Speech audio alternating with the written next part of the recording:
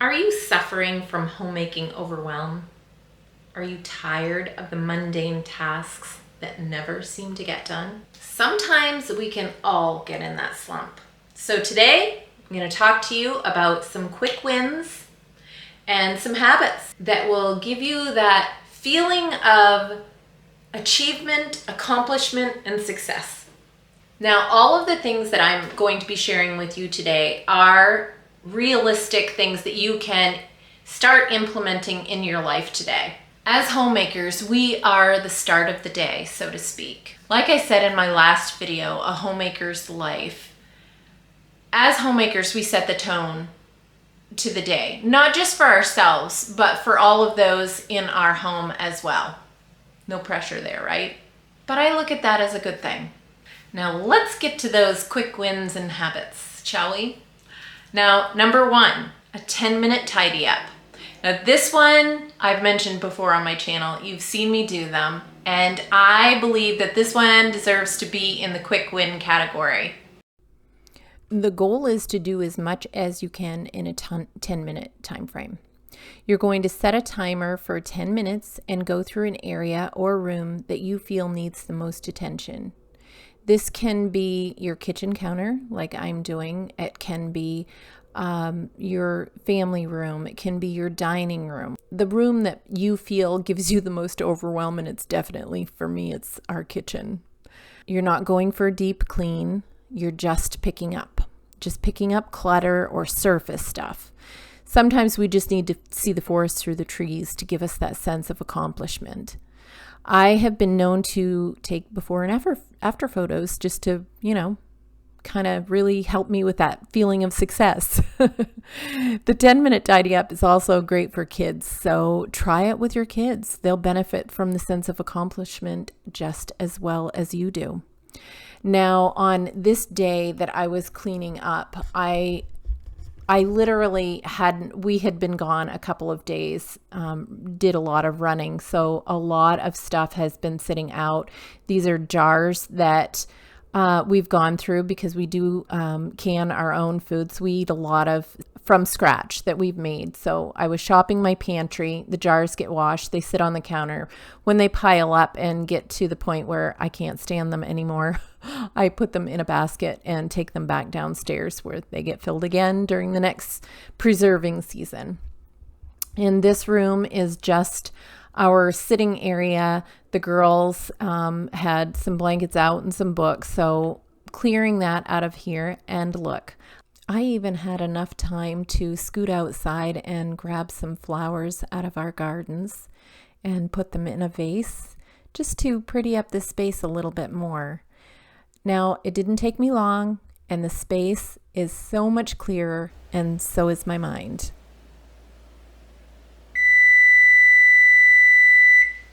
Number two, add a basket to the base of your stairwell. This will clear out items from areas they don't belong, and it gives them a temporary home until they get put where they do belong.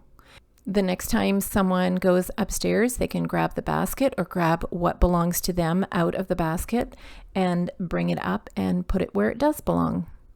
It just serves as a gentle reminder for everyone to bring upstairs what has made its way down. If there's something in there that belongs to someone, have them pull that out and bring it upstairs, or just grab the whole basket, like I said, and bring that up there. Soon it'll become habit. Nobody will be just walking by the basket. They'll be picking it up or going through it. I did this for years when our kids were growing up, and it really worked. Number 3 is a cleaning caddy. Whether you use a small tote, a basket, or a handheld caddy, like the one that I have, you're able to have everything in one place, and it makes it easy to move from space to space. I like to keep all the necessary cleaners in each one of our bathrooms as well as under our kitchen sink, but I don't want to have to be running all over to find what I need in order to clean other areas of our home. If I was cleaning windows upstairs or dusting furniture, etc. So by carrying a caddy, everything I need is at my fingertips, and when I'm done, it can be put back in its home until I need it again. Number 4, make your bed. I know you've heard this one before, you've heard me say it before, but it really does make a huge difference. It's a visual accomplishment. It helps push you along to the next thing, which brings me to number 5, get dressed. Full disclosure here, this is the one thing that I am the worst at doing. But I'm telling you, you will feel much better about tackling your homemaking duties when you are dressed. Your hair is done, maybe a bit of makeup if you wear it. I mean, when you feel better about yourself, it really does lift your mood. Number 6. Listening to podcasts, audiobooks, or music. This is one thing that I am always doing. I have mentioned it before on my channel, and you've probably seen me many times, just like now, wearing earphones. And I do this while I'm getting things done. This is probably my hands down favorite quick win habit that I have, and let me tell you why. When I'm listening to something, my mind is being distracted. And while I'm physically moving from one task to another, it's what I call mindless cleaning, kind of like a magician's sleight of hand trick. It's also a great way for me to learn things while I'm still being productive. And I love to read, but I rarely ever take the time to sit down and read a physical book. So I cannot tell you how many books I have actually knocked off my wish list, and I've finished listening to them. Sometimes I find myself actually looking for cleaning tasks to do so that I can listen to another book. Now let's just let that scary thought move us on to number 7. Decluttering. Now, when I say declutter, I'm not necessarily saying to tackle every area of your house all at once. Just declutter one area each day or even each week. Doing that is a great habit to get into, and it will certainly help give you that winning feeling of success. You can set a timer if you like, so for say 15 or 20 minutes. Tackle your entryway, your shoe area, or your closet, maybe a bedroom closet, maybe it's a kitchen drawer or cabinet that needs help. I have to declutter these spaces often because they are used on a regular basis. Just like your vehicle is used on a regular basis, it requires regular maintenance. It's the same with these areas in our home. It's no different. And let's not forget that there are other spaces that we sometimes don't think of, like the inside of our car or our garage. Those are also spaces that need to be kept up with and decluttered often as well. And let's not forget our computers or our phones.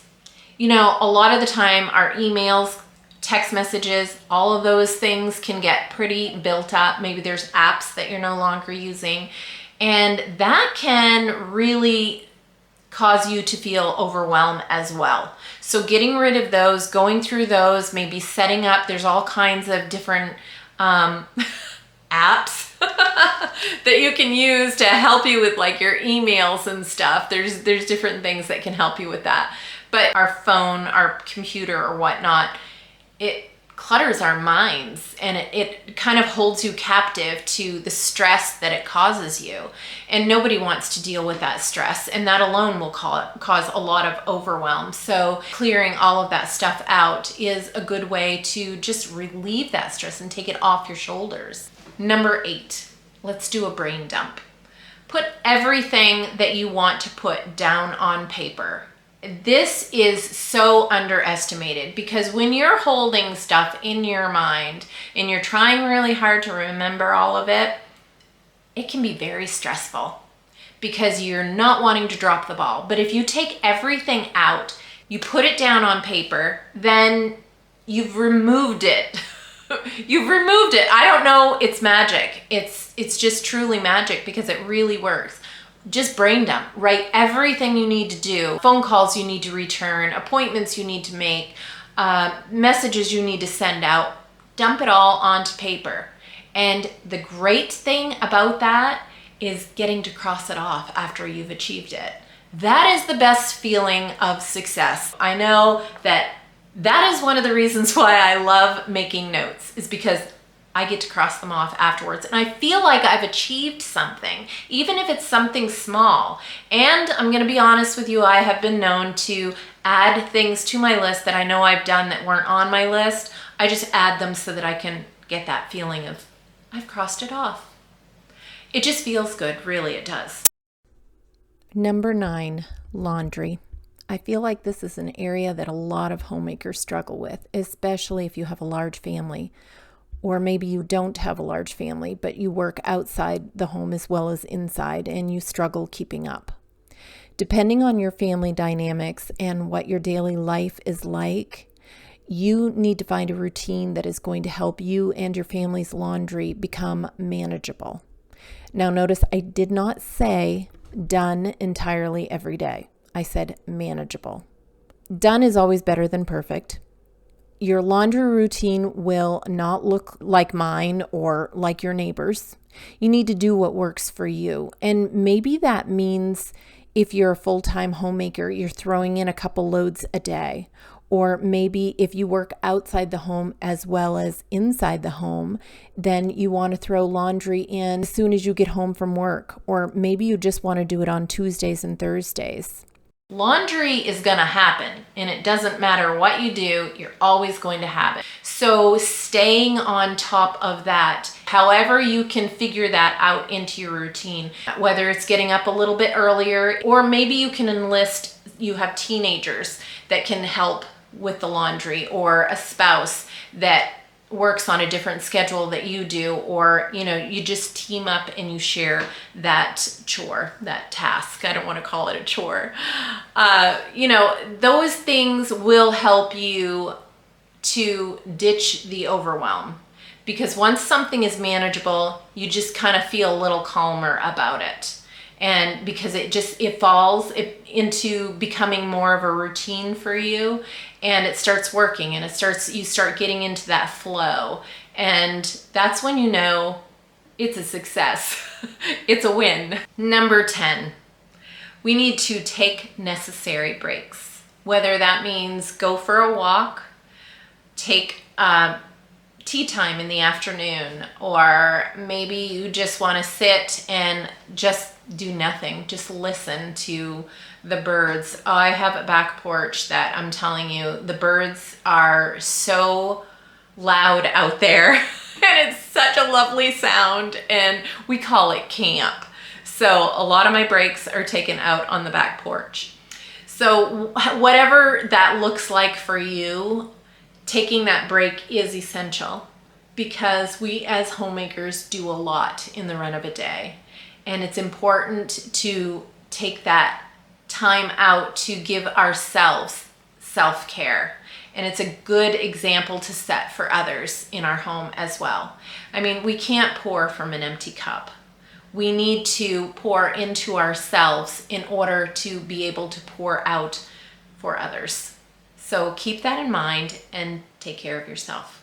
So implementing these wins and these habits into your daily routine as a homemaker can really make a difference. Sometimes we just need to change up what we're doing. Maybe that is the overwhelm for us. Maybe something is not working and we keep trying and trying and trying, but it's not working. So just take the time to change it up. Do something different. Maybe you want to flip routines. Maybe you instead of doing this first thing, you want to do that first thing. Whatever it looks like for you. By incorporating a lot of these, they can help make you feel like the success that you really are. Just remember, you add value. You are valuable. You are important. And I appreciate you. Thank you for inviting me into your home today, and until next time.